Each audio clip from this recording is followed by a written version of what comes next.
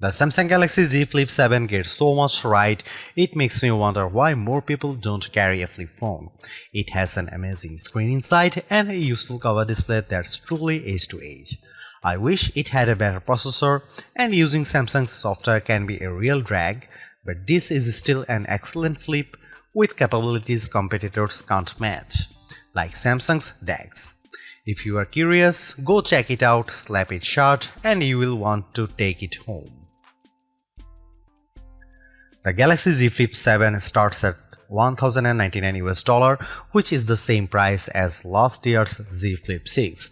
The price seems reasonable to me considering that you are getting two displays for the price of one, plus glass that bends in half like a dang magic trick. Galaxy Z Flip phones used to seem pricey, but the rest of the phone world has slowly crept up to meet Samsung. And now $1,099 actually seems fair, especially if you are getting this phone from your carrier with a steep discount. The Galaxy Z Flip 7 costs more than an iPhone 16 Pro and less than an iPhone 16 Pro Max. It costs the same as a Google Pixel 9 Pro XL or Samsung's new and thin Galaxy S25 Edge. Most importantly, the Flip 7 costs less than the new Motorola Razr Ultra 2025 in the US, where the Razr Ultra starts at $1,299. At launch, the Galaxy Z Flip 7 only comes in 4 colors, while last year's Flip 6 was available in 7 hues. Mint and color red are exciting. Jet black and blue shadow are more staid.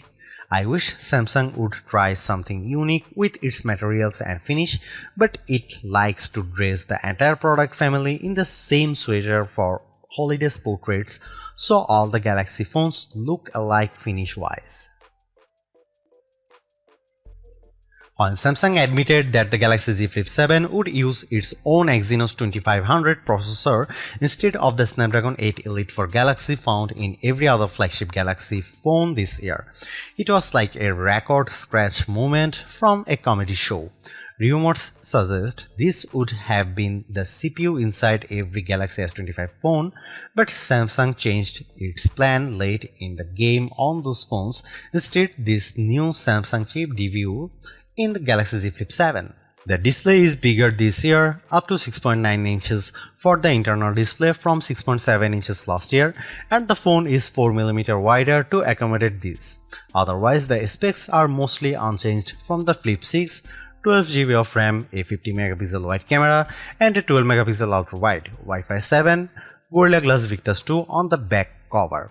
The battery is larger this year, but maybe not as big as it needs to be. After years of me complaining that the Galaxy Z Flip wasn't using enough of its cover space for the front screen, Samsung finally listened. The 4.1-inch screen on the front of the Galaxy Z Flip 7 takes up every possible inch. Samsung says it has the thinnest bezel ever on a Galaxy phone. The Flip 7's cover screen looks like the future of phone displays, and I am excited for the internal screen to catch up with a bezel this slim. Otherwise, the phone is a standard 2025 Galaxy model. It has flat sides with the power and volume buttons on the right. The power key acts as an effective fingerprint scanner, though it's more recessed than the power button on other Galaxy phones, and it was hard to find in the dark. I could rave about the new cover display again, but I will start with the impressive inner screen because the Galaxy Z Flip 7 has been very satisfying to use thanks to this exceptionally bright and clear AMOLED. It was always a joy to open even in bright outdoor light. Don't worry about the crease on the inner screen, it's completely invisible when you are using the phone, and it never bothered my fingers when I was swiping across the screen. After all these years, it still feels like a magic trick to fold a piece of glass in half, and it still shocks friends who haven't seen a flip foldable in person before. The Galaxy Z Flip 7's cover display is, as I have mentioned, also spectacular. The ultra-thin bezels make it seem to disappear, and you get plenty of room to work with apps and widgets on the 4.1-inch space. It's a great improvement to the flip phone, and one I have been impatiently waiting to see. If you want a smartphone you can tweak and customize to your heart's content, get a Samsung phone. If you prefer something simpler, you can still grit your teeth and ignore most of the settings, the pop-up features, and the extra steps required to make things work. How bad is Samsung software? Take the cover display for example. On the Motorola Razr, when you are using an app and you close the phone, the app shows up on the cover display. That's simple and intuitive. On the Galaxy Z Flip 7, not even close. To use an app on the front screen, you have to find the setting to enable apps on the cover display. This isn't in the cover display setting menu, it's in a menu called Advanced Settings and then Labs. Labs, can you imagine a more frightening way to hide a crucial feature? Why not just calling it Dungeon? And once you find Labs, you have only gotten started. You can enable a few pre-selected apps to work on the cover display, Maps, Messages, Netflix, or you can download another widgets called Multistar from the Galaxy App Store. Multistar creates a home screen that lives on your cover display, and on that screen you can add any app on your phone. On the cover, you swipe to the Multistar screen and tap the app you want to open. Unfortunately, you can't set any of these up on the cover display itself. You can't even add widgets to the cover display without opening the phone. It feels like Samsung is still getting the hang of this whole cover display thing, but the Flip 7 is its best effort yet. Aside from those issues, I have many questions about Samsung's AI strategy. The company has a habit of talking up features that even never materialize.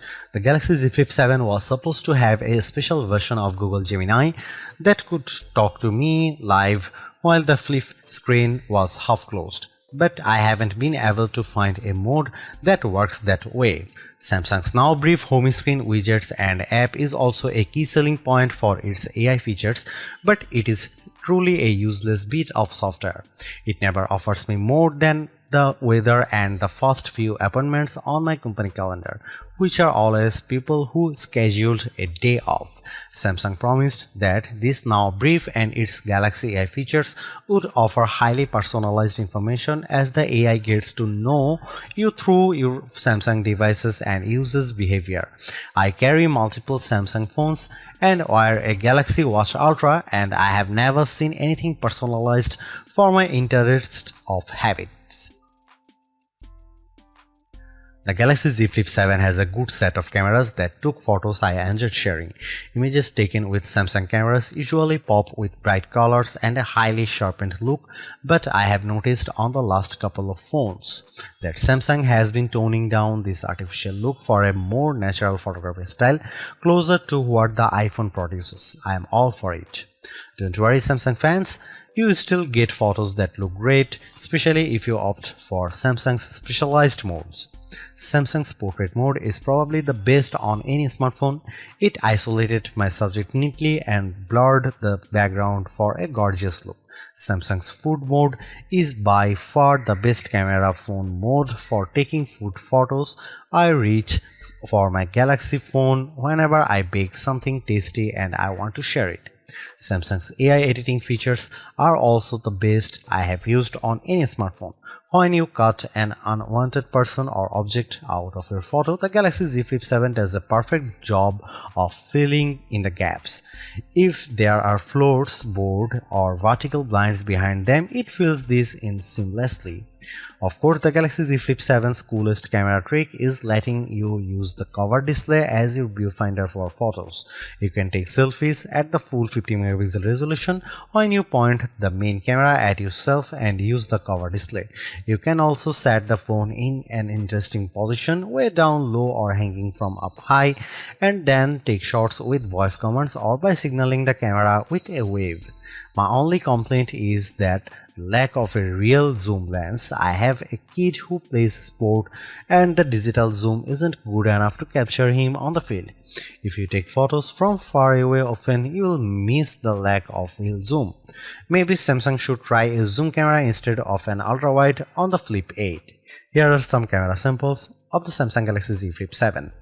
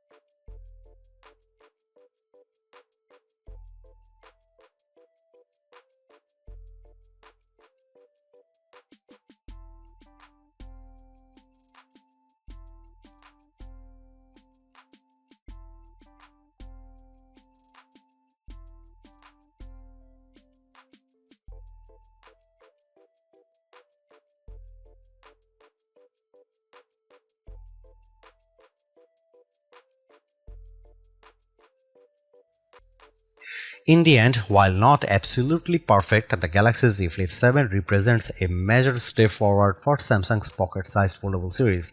The compromises are smaller to the point where they are easy to ignore. It's a great all-rounder, has a much better cover screen, better camera performance, and an internal screen that's not too narrow. I really like it.